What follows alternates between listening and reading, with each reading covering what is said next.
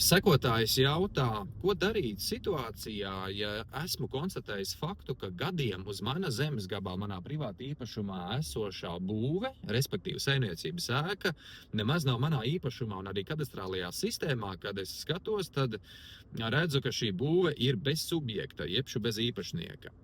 Viss ir kārtībā. Būvi var reģistrēt zemesgrāmatā, arī kadastrālajā sistēmā. Legālais zemes īpašnieks to var dabūt savā īpašumā.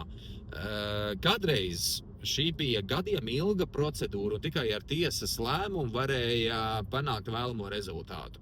Nu, ir mainījies likums, un zemes īpašniekam ir iespēja attiecīgi saņemt nepieciešamo dokumentāciju un padarīt šo te būvi par savu īpašumu.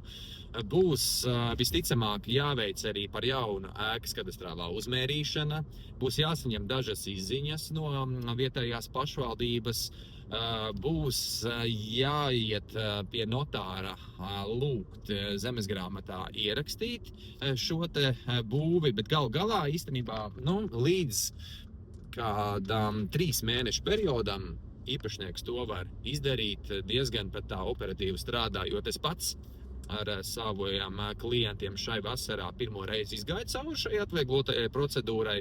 Nav varbūt tik viegli, kā ir rakstīts masmedijos, kad ir atvieglotāka procedūra, lai šīs te bezsubjekta būvis reģistrētu zemes grāmatās, bet tomēr tās vairs nav gadiem ilgas procedūras. Tā kā viss ir izdarāms, un ja jums ir kādi šādi jautājumi vai problēma situācijas, kad jūs vēlaties reģistrēt šīs te bezsubjekta būves savās zemes grāmatās, tad droši sameklējiet manu kontaktu informāciju Pilāta nekustamajos īpašumos, ar prieku palīdzēšu un padarīšu pievilcīgāku jūsu īpašumu cenu, pārdodot jūsu nekustamo īpašumu.